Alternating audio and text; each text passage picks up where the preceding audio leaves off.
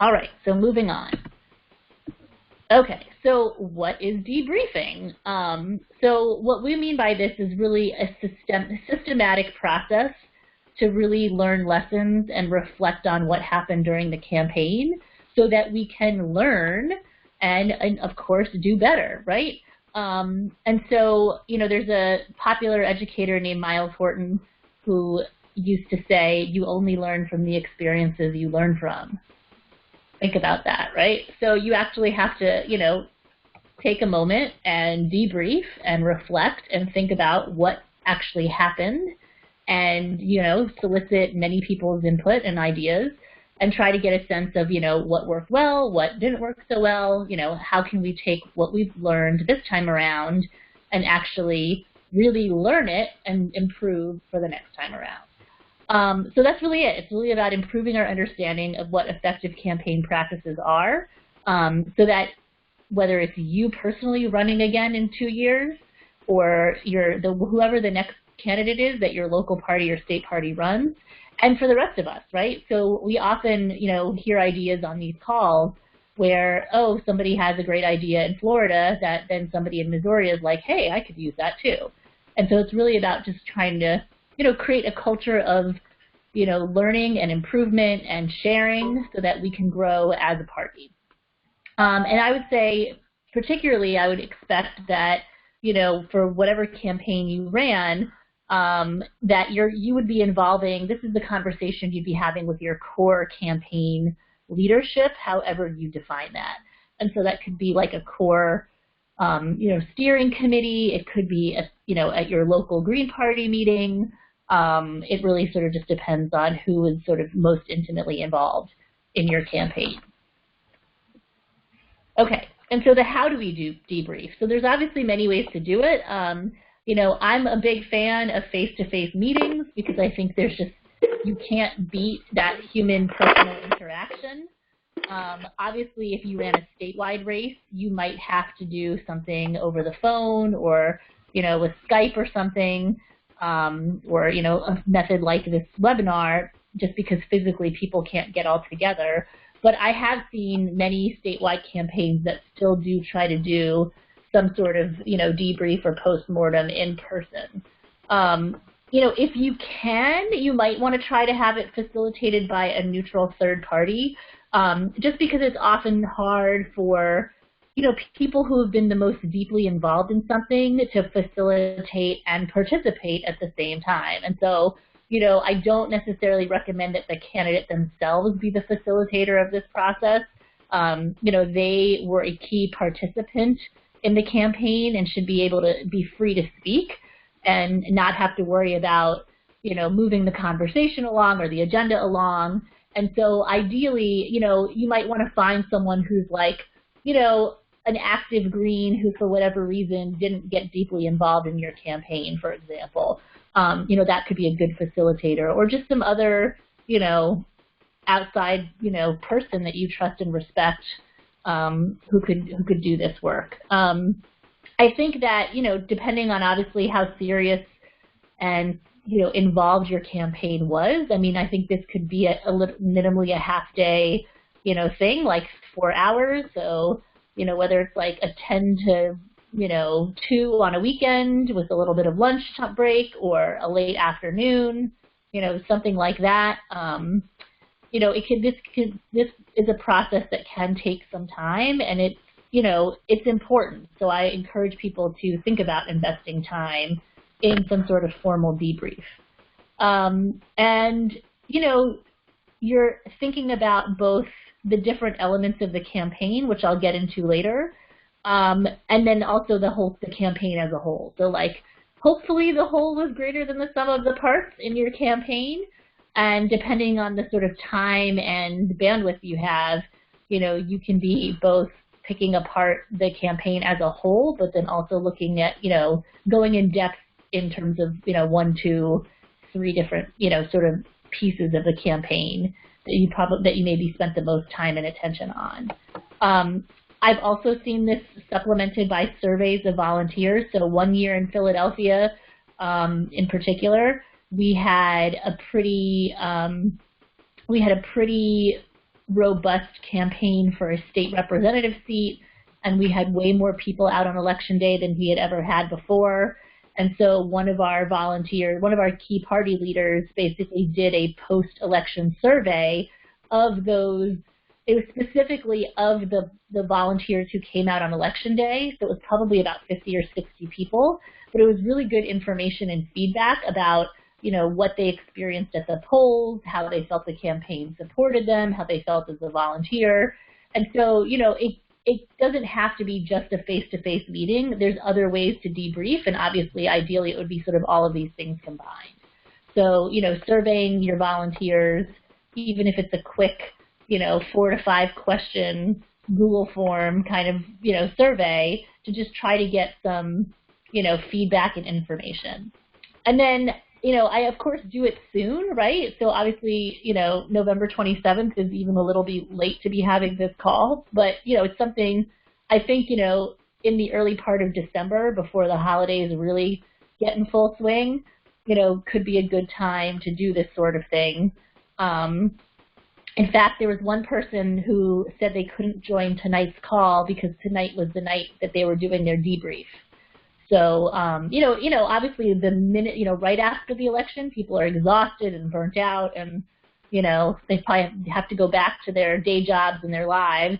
But, you know, a couple weeks later, it's a good idea to then, you know, once the dust has settled, you know, to really, you know, take stock. All right. Any questions at this point? Okay. All right, moving on. All right, so here's a sample agenda. It actually covers a lot of different things, so quite frankly, I don't know if all this could be done in 4 hours. But these are, you know, if it were up to me and I was creating an agenda for something like this, this is sort of how I would structure it. So obviously, like, you know, introductions and welcome and icebreakers and all that jazz to just get people comfortable.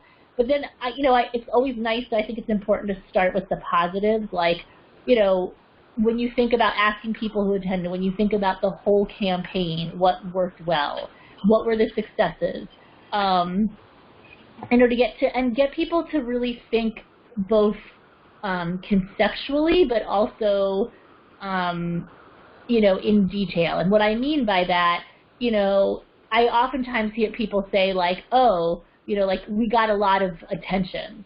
Well, like, what does that mean? You know, how much attention? Was it in print media? Was it online? You know, how many? You know, put some numbers behind it is really helpful. And so it's good to have both general ideas about the kinds of successes that happened, but then to really also take a look at some hard numbers. So, and so again, you know, and then how do those successes, what you actually accomplished, how does that track and match with what your original goals were? And as I say, if there were no goals, then it's going to be hard to do this part. So, you know, if you've been on other calls of mine earlier in the year, I very much emphasize the importance of having goals for your campaign.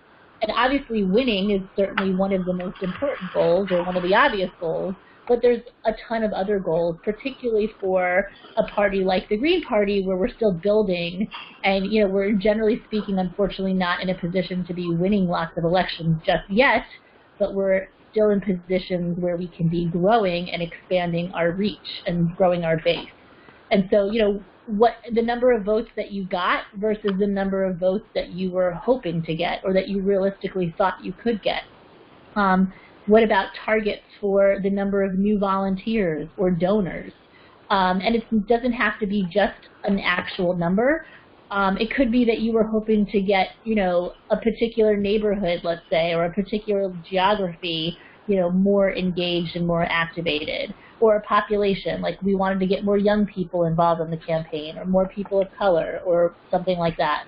The number of new Green Party members, so how many people went from getting kind of interested in your campaign to then saying, wow, I'm now going to become a Green. Numbers of donors, the amount of donations, the visibility that you achieved, again, putting numbers behind this as much as possible. So, you know, our governor candidate here in Pennsylvania sent out a post-election email where he laid out, you know, on social media how he did.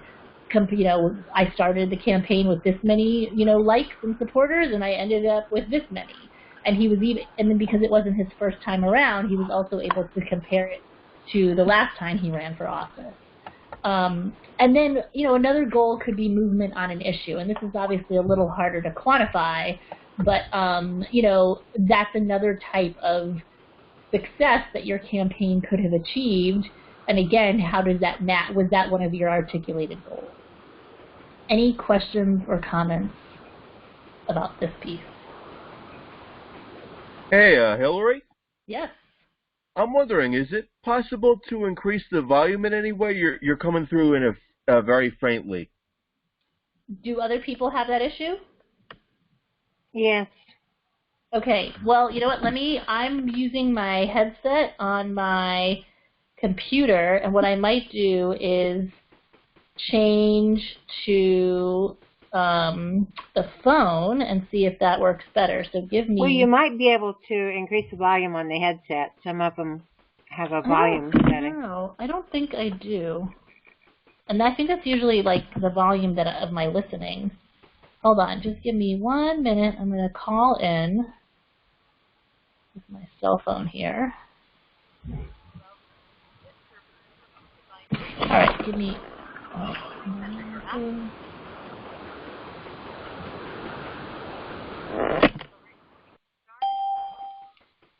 Hello? Hey. Okay, can you guys hear me over the phone? Oh, yes, that sounds much much better. Much better? Okay. Yeah. All right, sorry. So hopefully you've been following along. All right, so any questions on the sample agenda so far before I move on? And thank you, Francis, for alerting me about the volume issue. And then, Jay, yes, you can send me questions via Facebook Messenger. Okay. All right, so the next part is, so after you've gone through successes and then thought about what you accomplished and then compared that to what your actual initial goals were, another potential activity would be to really focus on the particular elements of your campaign, and I will get a little bit more into depth of what I mean by that. But just different parts, in fact, there they are. So things like volunteer recruitment, media fundraising, etc. And so to really look at, don't pick all of them because there's like an exhaustive list, and you don't have, 48 hours to do this. You probably have 4 hours. So I would pick, maybe 3 elements that you thought you did the best in, or 3 that maybe one that you were really strong in, one that you were middle, and one that you were not so strong in, and have folks kind of debrief on that particular element, like what worked really well with our volunteer management and what wasn't so good. Depending on how many people you have in the room, you can obviously break people up into small groups and say, oh, this group will talk about this element, our treasurer and a couple volunteers will go talk about the fundraising and the financial piece, that type of thing. But basically, you can also have the entire group decide which elements you're going to, sort of highlight and go into in depth more. But I would, this is the part where you get a little bit more granular. So it's not just the campaign did well. We tried lots of new stuff. We're okay, well, how specifically? What exactly did we do? Which pieces seemed to be running well and which pieces needed some assistance and why? And so these are some of the elements that when I think of campaigning, what we're talking about. And so, and these I categorize as internal, meaning they're the kinds of things that we as the campaign and the volunteers and the candidate have some control over. We're the ones generating, the fundraising events or the fundraising appeals. It's our website, we're working on ballot access. Some of these things I think kind of blend into external. And so this would be more of just what's going on, what's the context, what's going on outside of our campaign that affects our campaign, whether it's things in the news cycle, how your opponent, what they're strengths and weaknesses are. You know, it could be the history of the Green Party in your community, or just any particular history in general. So these things I think are sometimes harder for folks to debrief, because they're sort of, to some degree, a little bit beyond our control. But they're also really important, and they certainly affect your campaign. But just to go back to the internal piece, you know, what was our literature like? How quickly, you know, if somebody had an idea for a piece of literature, how quickly did it get implemented and executed and printed? Did we have enough literature? You know, each one of these elements has its own set of questions that you could sort of think about and try to assess, you know, basically how good you were at doing any one of these tasks. Comments, questions? I have a question, Hillary. Yep. Yes. I'm seeing a lot of text here, and it's difficult to write all this down. Is there anywhere that we can find this in printed form on paper? Yes. So I am happy to send you this. What I do is I put up it's being recorded, and I will put up the recording on the Green Party website. And then I can also put up the slides themselves and also just send them to you personally. So cool. You do not have to write down everything I'm saying. And just to sort of, I can show folks so people may or may not know that gpus.org, not gp.org, which is our sort of external facing website, but gpus.org, which is our more internal facing website. This is in the committee section. And I don't know if you guys can see this. I think I shared my screen, but I don't know if I shared only the PowerPoint.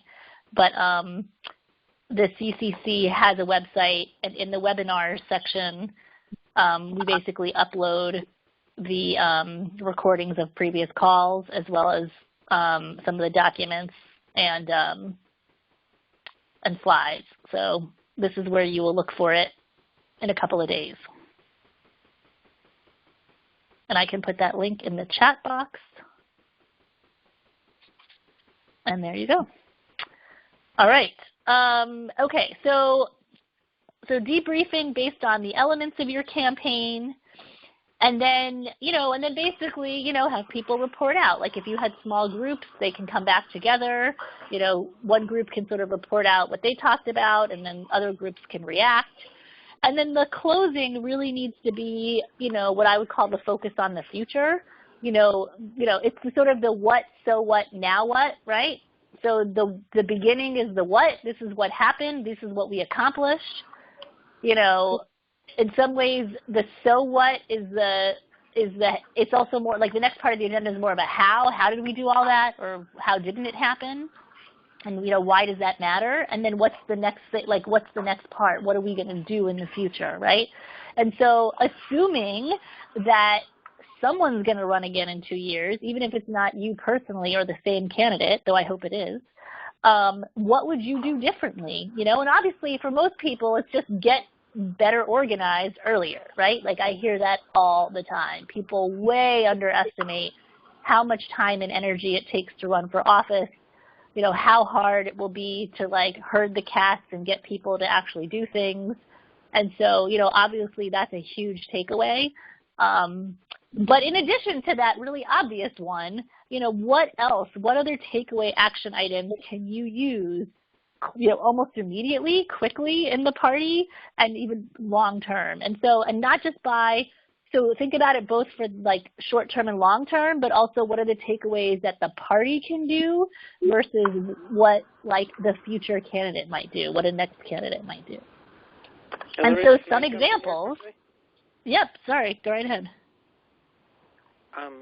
So I think it's important when you're doing that to actually come up with a deliverable and actually kind of go through the full process of writing out a playbook of this is how a campaign for this race should be run, and have that prepared, whether, you're going to have the same candidate or a new candidate in the future. But I think it's really important to actually take the time to write that up and get a document out of that.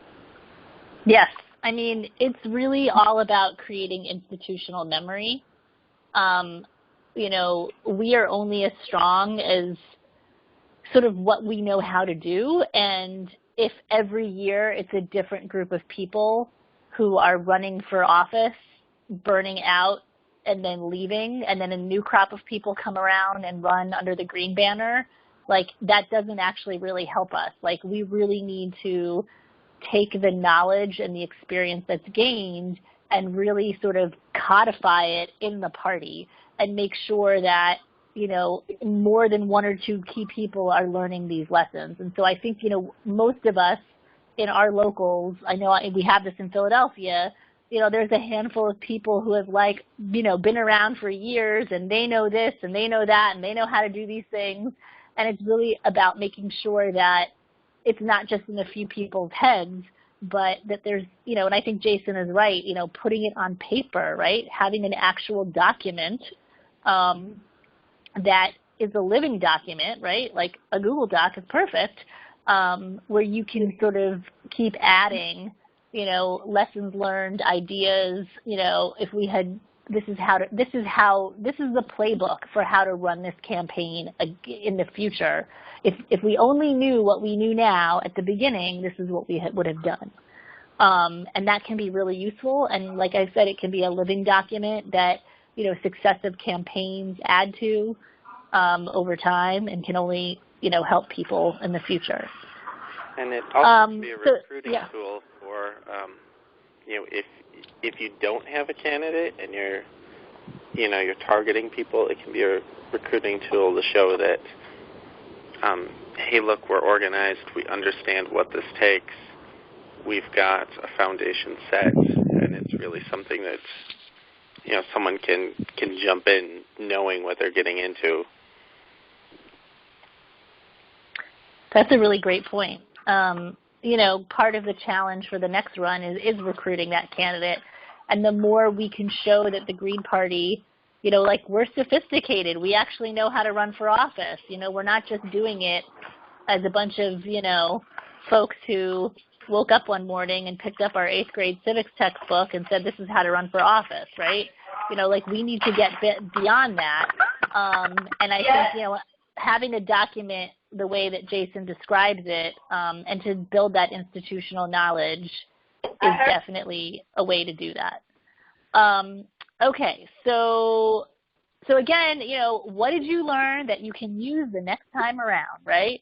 Obviously, you're also going to have things that you learned that were maybe idiosyncratic and particular to this campaign, and it really won't necessarily apply next time around. That's fine.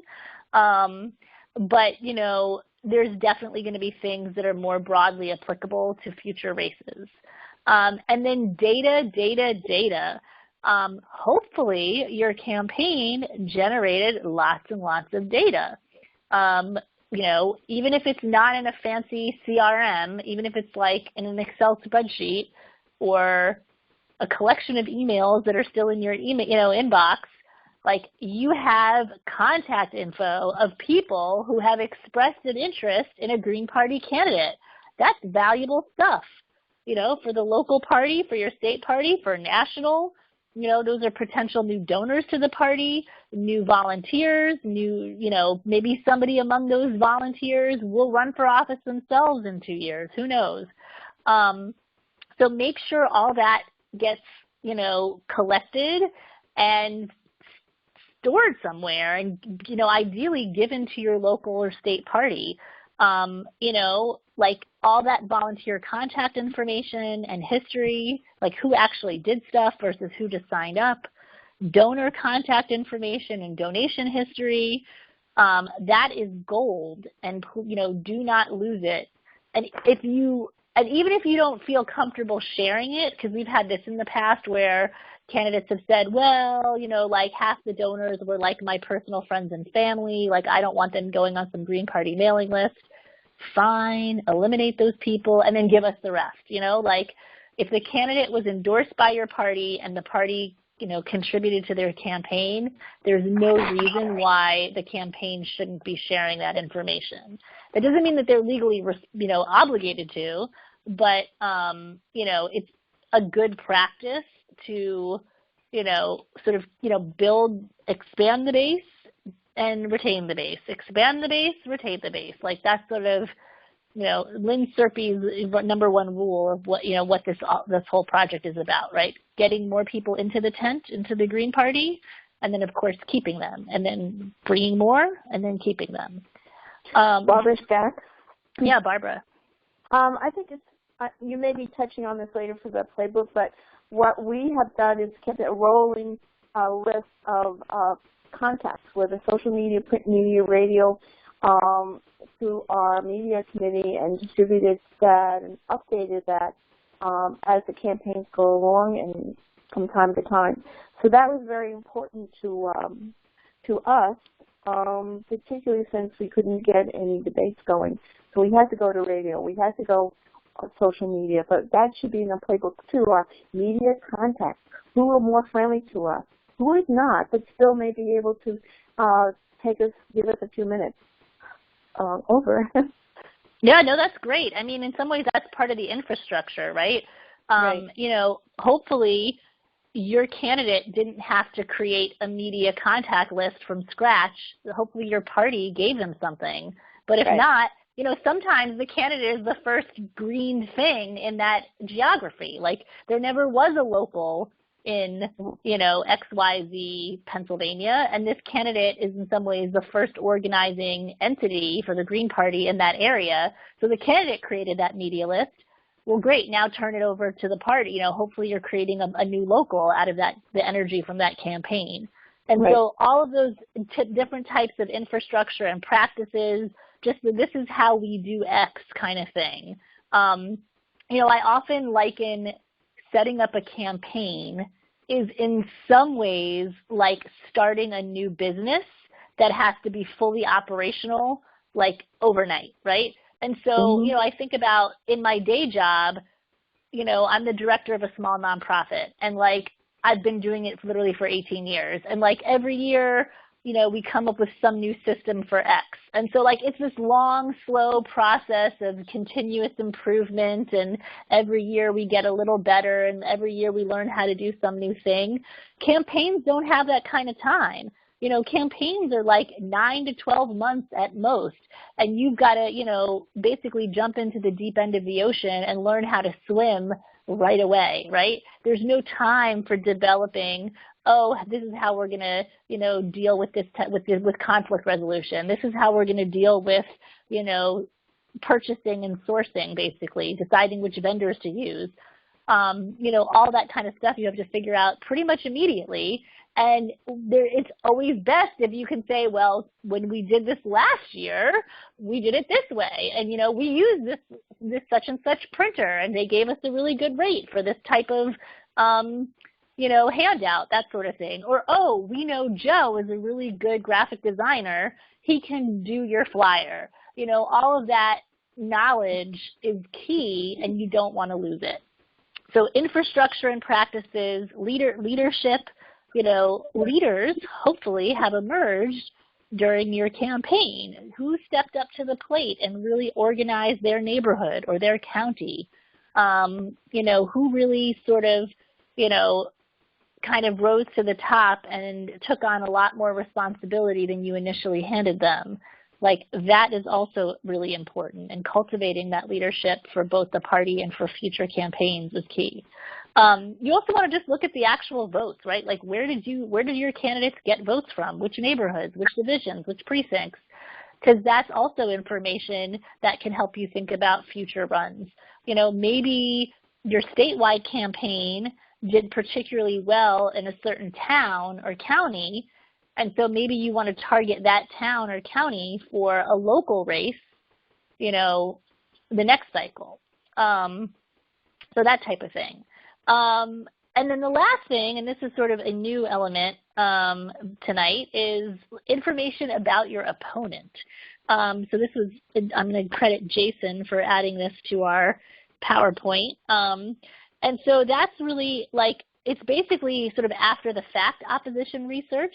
And some of this you might have done during the campaign if you were really, you know, going gangbusters. But, you know, now that things are over, and assuming you did not win, you know, the incumbent, the person who did win, like, well, let's do a little debriefing and deep diving into their situation, particularly their financials.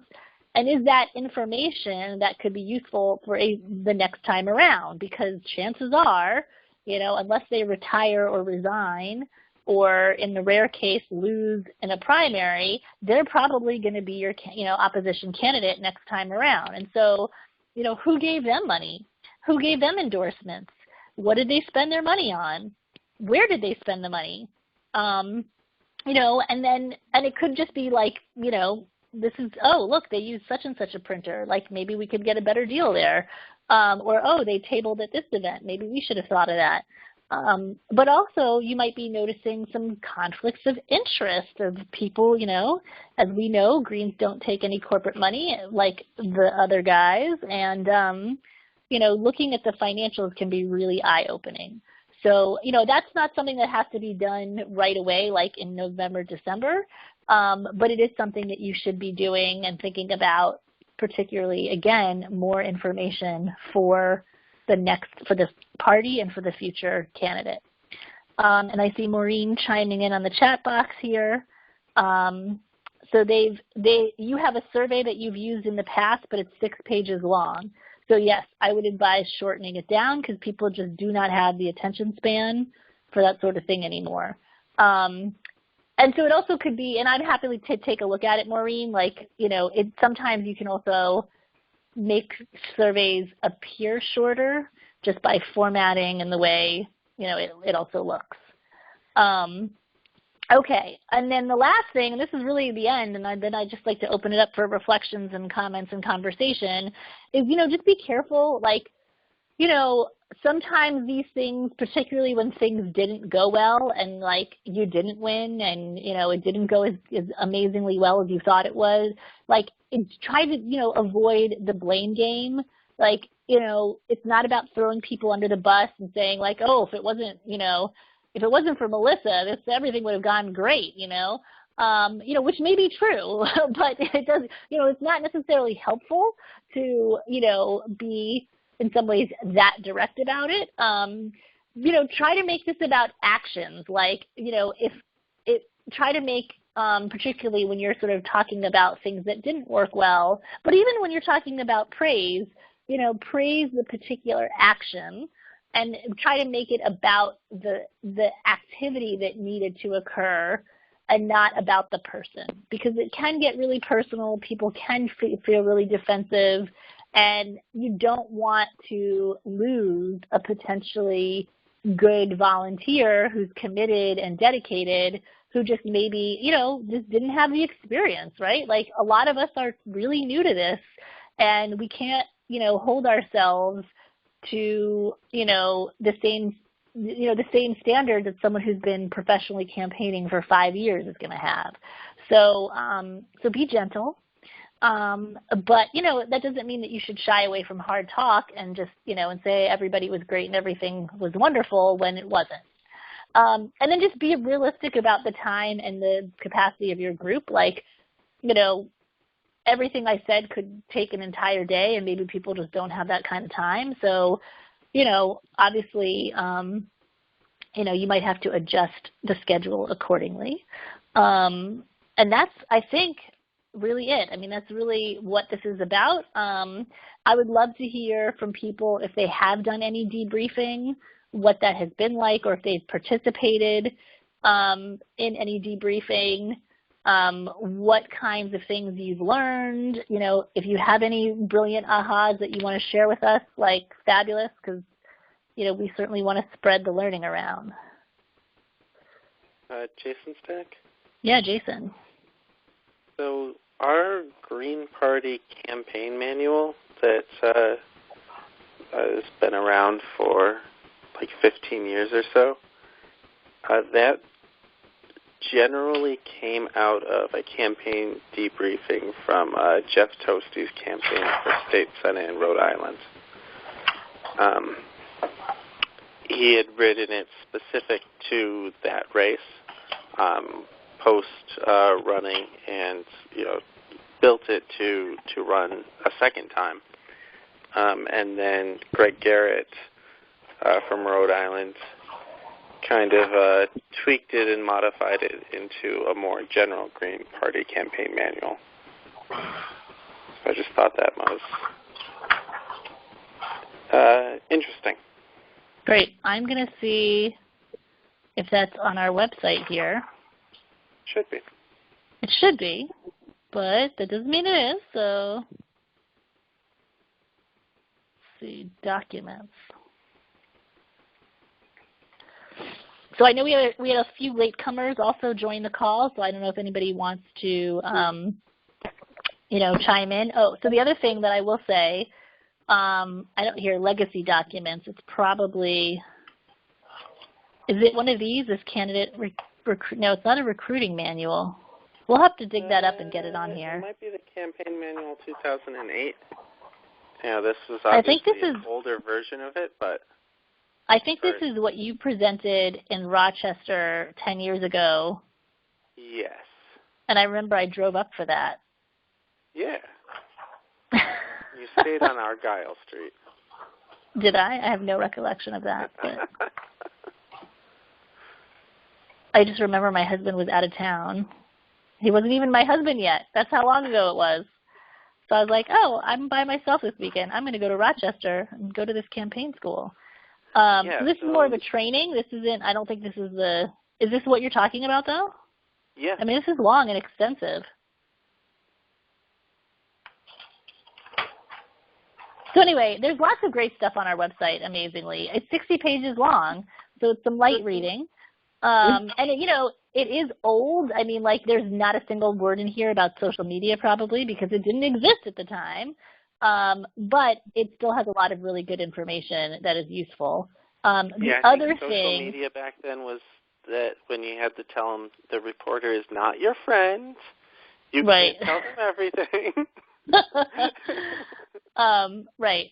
The other thing that I will emphasize is very, very, very much in development. It even says that right here. So we're trying to create what we're calling a campaign in the box.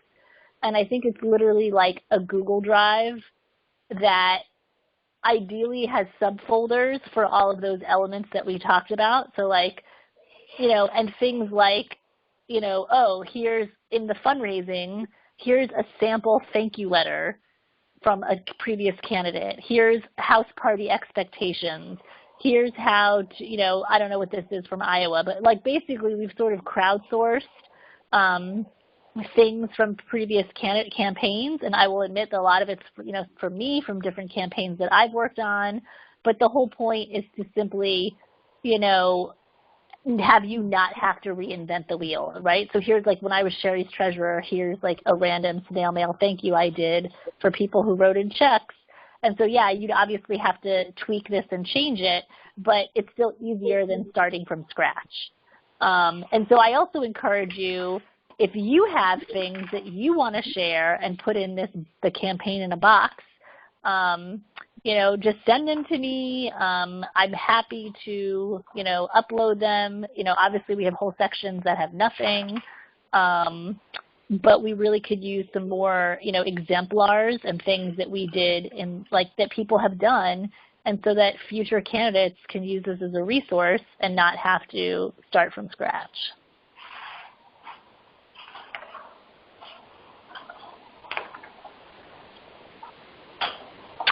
Jay asks on Facebook, can you ask what people use to manage the volunteer supporters' social media contact data? So basically Jay's asking what kind of CRM or database are people using to manage all the people? So obviously a lot of us are using Nation Builder, but there's certainly other things out there. So I don't know if people want to talk about the systems and tools they used.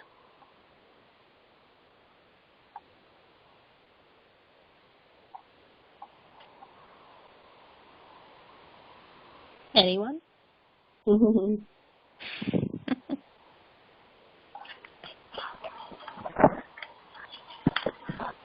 Okay, I'll jump in. This is Barbara.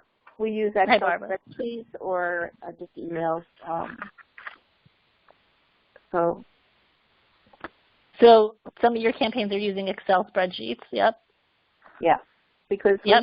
we have the contacts, email addresses, telephone numbers, the person you're supposed to talk to, maybe the second person you're supposed to talk to. If the first person's not there, what the job title is, obviously what the media is, the social media, print media, radio, TV, because there's lots of patches. Anyway, so that's kind of what we do. Good. Jay was also asking, how does Nation Builder work between individual campaigns and a state party? So it really just depends, and there's different ways to do it. So many campaigns will create and pay for their own separate Nation Builder, their own separate nation, so to speak. That is pretty common practice. And at the end of the campaign, you can export all of that data and then literally into like, a .csv file and then import it into a different nation. So you could import it into like your state party's nation. We've also done things, and in Pennsylvania we've done this, where we've built candidate websites off of the main page. And so I don't know if this is possible anymore. So I will say in 2014, when Paul Glover ran the first time, we had a level of Nation Builder in Pennsylvania that allowed us to create what are essentially like sub-nations, where they can have a different looking website that has, so a website that has a different look and feel and says Glover for Governor, not GPPA. And yet, but on the back end, all of the people and donations, like everything's commingled, but just like tagged separately. And so that's what we did in 2014, and it was actually great because essentially everyone who interacted with the Glover campaign just like automatically populated into our, Green Party Nation Builder.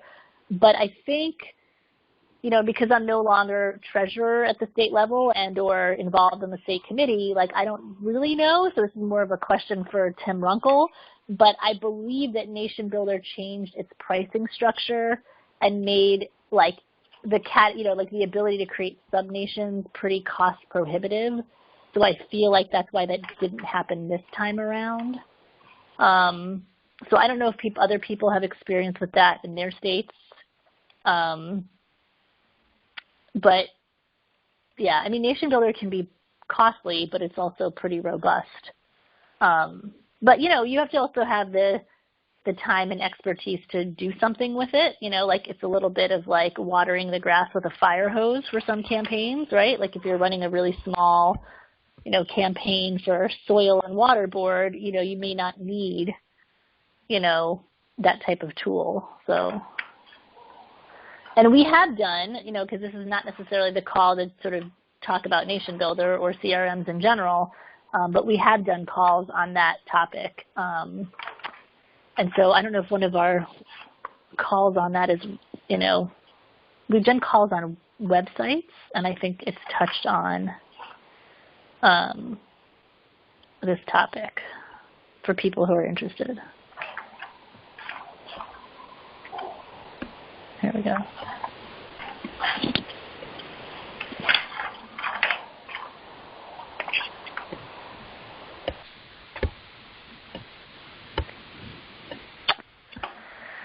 All right. Anything else that people, any examples of debrief emails? No, the only one I would have is whatever Paul just sent out recently in our state. But yes, there's also, emails that candidates send out to their supporters. That's sort of just like, hey, we did a great, we ran a great campaign. I would say the email that I saw that Kenneth Mejia sent out to his supporters was really nice. It struck the sort of the right balance of like, we did a great job even though we didn't win, and here's all the like ways that we sort of broke records and did amazing things, and then, sort of what the task, ahead of us is. But yeah.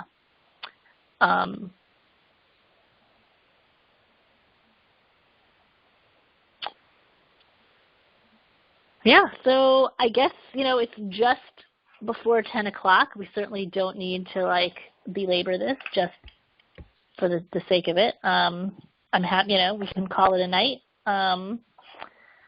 If people have any other sort of parting thoughts or ideas. I can say in a school board race once, we did, by going through various opponents' records, we did see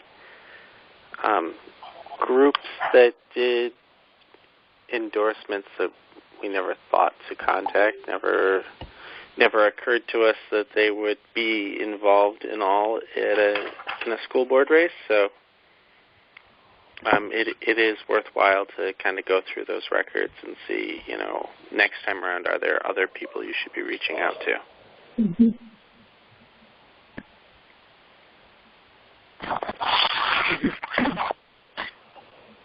Great. All right, so who's ready for their next run?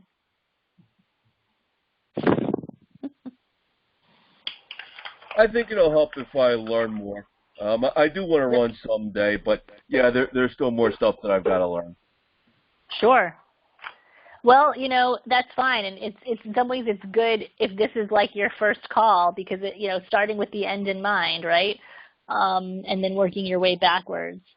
I will say that our next CCC call, so we try to do these once a month, and I feel like we've kind of gone back and forth between second Tuesday of the month and fourth Tuesday of the month.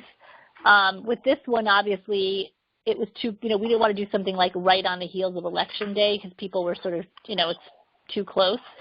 We are going to actually have another call in 2 weeks' time, December 11th, and that will be sort of now looking ahead towards next election cycle. And in some cases, including my home state of Pennsylvania, we do have local elections in 2019. So, some states don't have anything in odd years and other states do. So for people who, regardless of whether this will be an active campaign year for you, it's always, there's always time to be learning about how to do this better. And so the topic for 2 weeks from now is how to be a campaign treasurer.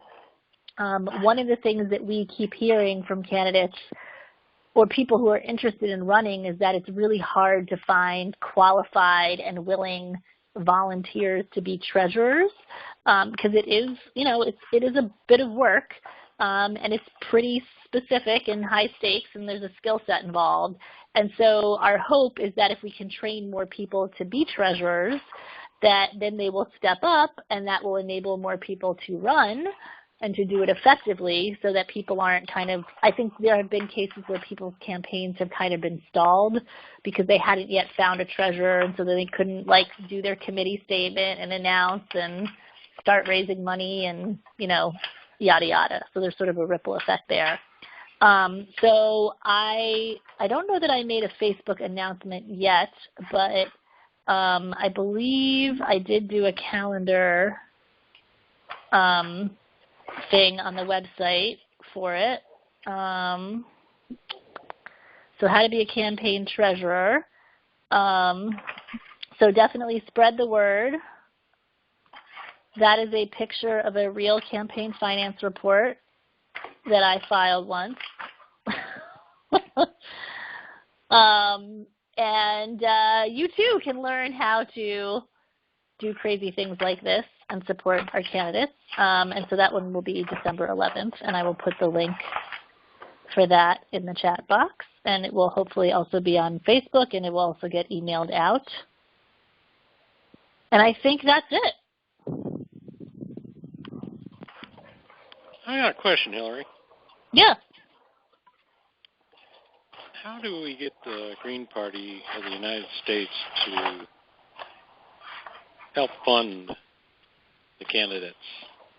I know you guys get lots of donations all the time, but I've never seen any of that money come to my campaign. I've never gotten a dime out of the Green Party of the United States, and basically I'm pretty disappointed with the support that I've gotten from the Green Party of the United States.